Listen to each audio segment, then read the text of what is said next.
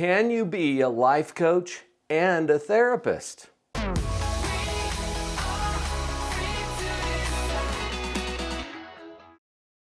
Hi, I'm Dr. Paul Jenkins. I'm uniquely qualified to talk about this because I've done both. If you're asking the question, then it's a really good thing that you're here because this could keep you out of trouble. First, let's take a look at where life coaching fits in the whole spectrum of mental health. If you put your mental health, your psychological well-being on a spectrum or a continuum, clear over at the left end is the sick end.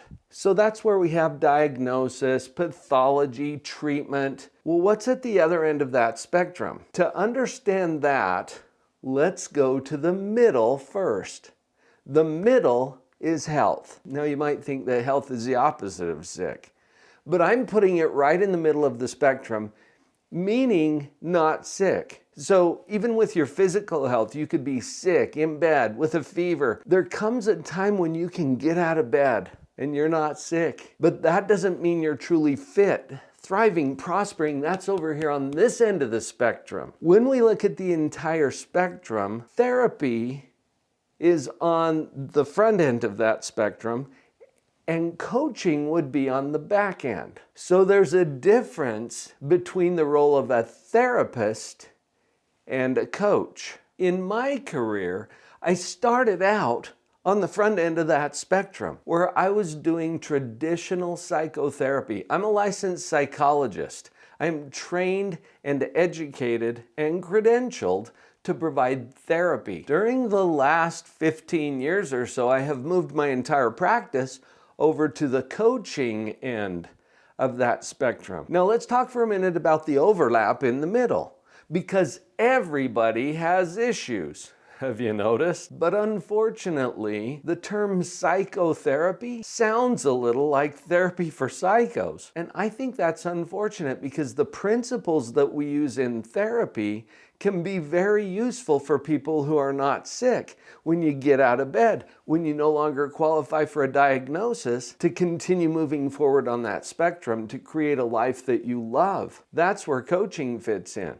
So what do we do with the overlap in the middle? For a lot of people, coaching has become an alternative to therapy. Now, coaching doesn't replace therapy if you're on this end of the spectrum and you really need those services. But for those people in the middle, where we have typical life challenges or depression or anxiety that doesn't quite fit the criteria for a full-blown diagnosis, well, that's the shady area in the middle. What I've learned in my career is that many of the same principles apply on both ends of that spectrum. But let's get back to the main question. Can you be a life coach and a therapist? This is where watching this video could keep you out of trouble, because therapy is a licensed activity. That means that it's regulated. That means that you have to have certain credentials and permission or licensure from the jurisdiction where you live to practice. And if you don't have those credentials or are not a qualified bona fide therapist, then you can get into a lot of trouble for practicing without a license. And I know people for whom that has been the case. Before we continue, do you know someone who could really benefit from seeing this video? Would you take a moment to click the share button right down there and share it with them? I'm going to answer the question for you very directly. If you are not a licensed therapist, then the answer is no.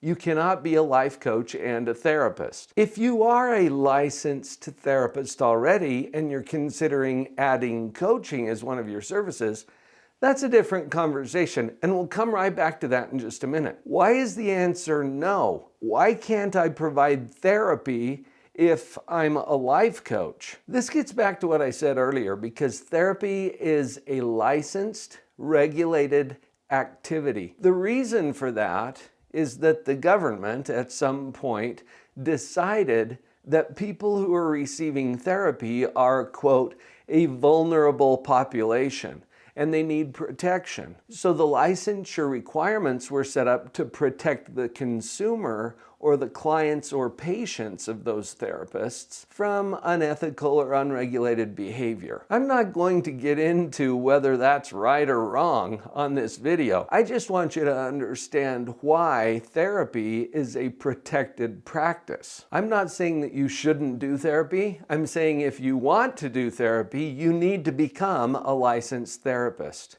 in a bona fide mental health field. Let's suppose for a minute that you are a licensed therapist or counselor in a mental health field. I am, and when I started my career, I chose to go down the therapy route. Honestly, I didn't know that there was anything else available. I discovered coaching a little later in my career. If you're in the same boat that I was, then you might have the opportunity to do both. I did both when I first started coaching. I would encourage you to consider choosing, because in my experience, it's hard to do both. I think you can, but for me, it became cumbersome to try to discern or define where the dividing line was between the therapy and the coaching. This was not hard when I was doing only therapy because it's all defined in the same way. Everyone would come in, get a treatment plan, we'd run it through the insurance company for payment. It was pretty clear cut that way. When I started to do coaching, which is private pay, which doesn't require any kind of authorizations, it's a much more independently driven form of practice, and there's no diagnoses, there's no red tape or regulation from the insurance industry or from the government. It became a little confusing to try to balance both of those. And that's why I would encourage you to consider choosing one or the other.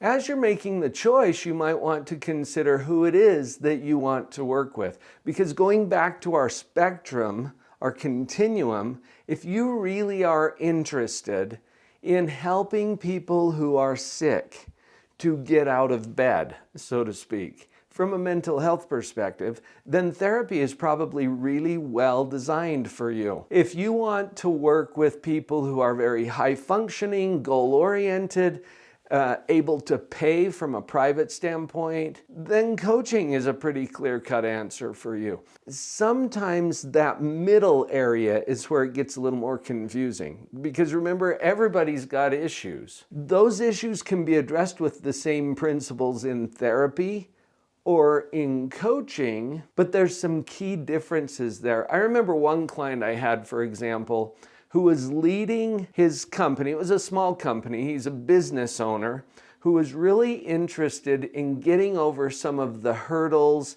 some of the anxieties, some of the thinking patterns that were stopping him from being more successful in his business. And he knew that he had some mental health challenges, but he wasn't interested in signing up for therapy. He didn't want that to be part of his permanent medical record, for example, and there were some stigmas and taboos he was dealing with. And so he didn't really want therapy, although he knew he needed help. And this is an example of a client who was helped really well with coaching as opposed to therapy. And if those are the kinds of people you want to work with, then you might choose to go more onto the coaching end of that spectrum. Obviously, there are a lot of considerations. And if you would like to talk to a member of my team about what it would look like for you to make that kind of a transition to coaching from therapy, or if you have questions about whether therapy might be the right direction for you to go, we'd be happy to talk to you. Go to the URL on the screen, drpauljenkins.com/letsmeet, and let's meet.